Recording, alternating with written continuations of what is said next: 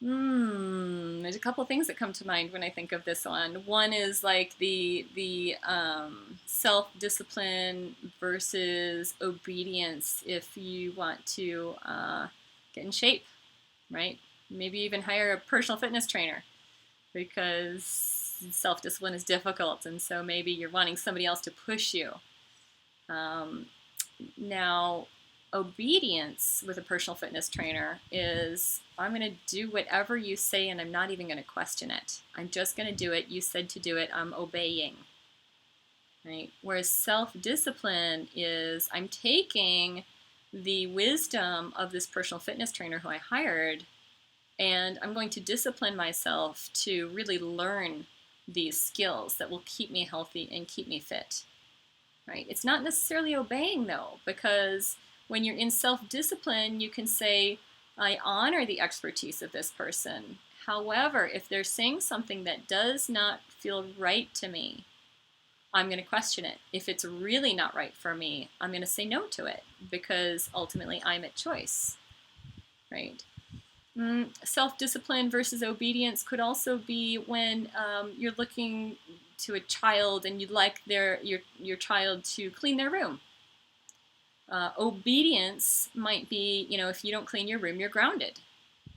If you don't clean your room, you're not going to get dessert. Like using some kind of force, some kind of manipulation to indoctrinate them into obedience.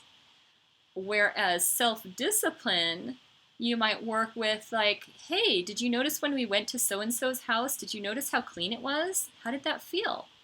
Hey, did you notice when we went into so-and-so's room that there were toys everywhere? It was hard to move around. How did that feel? So you're actually working with somebody's intelligence, their internal intelligence, to see if you can find an intrinsic motivation. So it's not a manipulation, but you're still pointing out like, hey, notice, is cleanliness a value to you?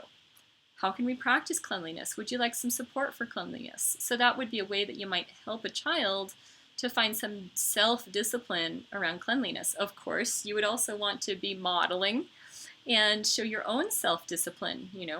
Are you keeping your room clean? Have you cleaned out your drawers? Have you, are you in integrity with the behaviors that you'd like to see in the child? Certainly, if you're not doing it for yourself, good luck trying to get someone else to do it. It really needs to be modeled first. So self-discipline is something that comes from inside of you.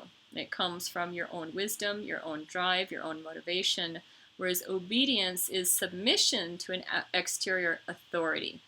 It is a power over power under paradigm. Again, it often has punishment and reward in the obedience model.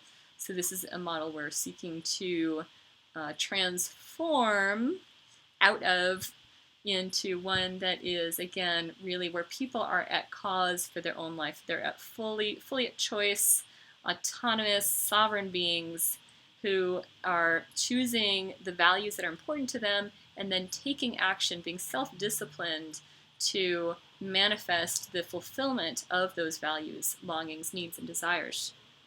That's differentiation between self-discipline and obedience. Let's ramp up the self-discipline.